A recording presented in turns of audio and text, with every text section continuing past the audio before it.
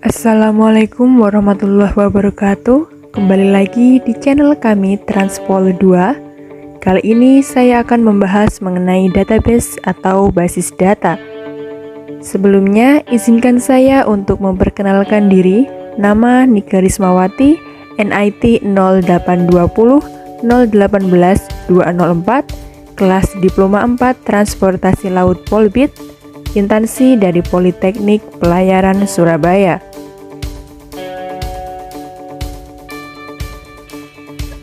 Adapun yang akan saya jelaskan itu 1.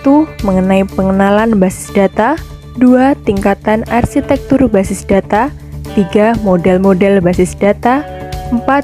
DBMS, dan 5. SQL.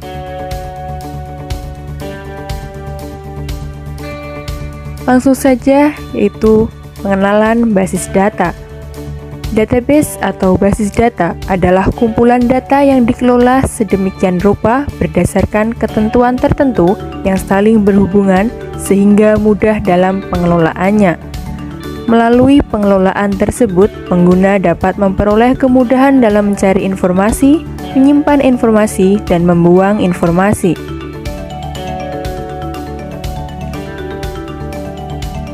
Adapun komponen sistem basis data, diantaranya 1. Perangkat keras atau hardware. Contohnya seperti komputer, hard disk, removable disk, dan perangkat komunikasi jaringan. Yang kedua ada sistem operasi. Contohnya seperti Windows, Unix, dan Linux. 3. Ada basis data. 4. Ada database management system atau DBMS. 5. Pemakai atau user. Dan yang terakhir ada aplikasi atau perangkat lain. Selanjutnya adalah tingkatan arsitektur basis data. Yang pertama adalah tingkat eksternal atau external level. Tingkat eksternal terdiri dari sejumlah cara pandang yang berbeda dari sebuah basis data. Masing-masing pemakai merepresentasikan dalam bentuk yang sudah dikenalnya. Yang kedua ada tingkat konseptual. Tingkat konseptual merupakan kumpulan cara pandang terhadap basis data. Pada tingkat ini menggambarkan data yang disimpan dalam basis data dan hubungan antara datanya. Yang ketiga, tingkat internal. Tingkat ini menggambarkan bagaimana basis data disimpan secara fisik di dalam peralatan storage yang dapat berkaitan erat dengan tempat penyimpanan atau physical storage.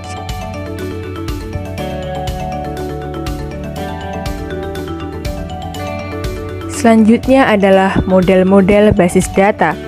Model basis data merupakan sekumpulan dari berbagai konsep basis data yang di dalamnya merepresentasikan beragam relasi dan juga struktur data yang ada di dalam basis data tersebut. Adapun model basis data, yang pertama ada model hierarki. Dalam model ini, data disusun menurut struktur pohon. Puncak dari hierarki disebut dengan root, di bawahnya disebut induk atau parent. Entitas induk mempunyai beberapa subentitas yang disebut anak atau child. Yang kedua, model jaringan.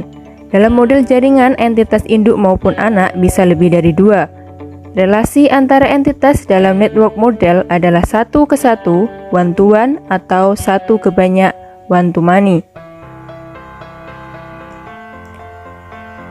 Selanjutnya, model relasional. Model tidak diperbolehkan terdapat relasi banyak ke banyak atau many to many.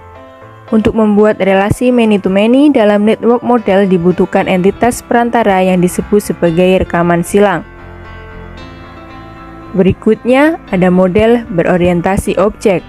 Model ini mendefinisikan database sebagai kumpulan objek atau elemen perangkat lunak yang dapat digunakan kembali dengan fitur dan metode terkait. Selanjutnya adalah DBMS atau Database Management System. DBMS adalah singkatan dari Database Management System, yaitu adalah sistem penorganisasian dan sistem pengolahan database pada komputer. DBMS atau Database Management System merupakan perangkat lunak atau software yang dipakai untuk membangun basis data yang berbasis komputerisasi. Adapun contoh produk DBMS. Yang pertama, Microsoft Access, Oracle, Microsoft SQL Server, Sybase, DB2, Ingres, dan MySQL. SQL atau Struktur Query Language. Pengertian SQL secara umum bagi kalangan awam maupun pemula dalam dunia IT bisa diartikan sebagai bahasa yang digunakan dalam mengakses data, khususnya untuk data yang memiliki basis relasional. Beberapa jenis perintah SQL yang perlu diketahui. Yang pertama, Data Definition Language atau DDL. Perintah di dalamnya terdapat create, yaitu untuk membuat sebuah database yang baru, baik itu berupa tabel baru atau sebuah kolom baru. Selanjutnya ada alter, yaitu untuk mengubah struktur tabel yang sebelumnya sudah ada. Yang ketiga ada rename, untuk mengubah sebuah nama di sebuah tabel maupun kolom yang ada. Selanjutnya ada drop, untuk menghapus baik itu berupa database, tabel, maupun kolom hingga indeks. Yang terakhir ada show, untuk menampilkan sebuah tabel yang ada. Selanjutnya ada Data Manipulation Language atau DML.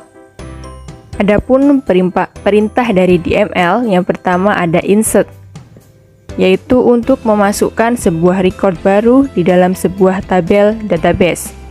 Yang kedua ada select, untuk menampilkan maupun mengambil sebuah data pada tabel. Yang ketiga update, untuk melakukan pembaruan data di sebuah tabel.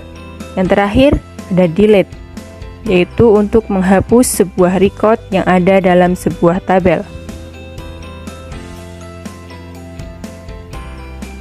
Nah, itulah yang dapat saya sampaikan.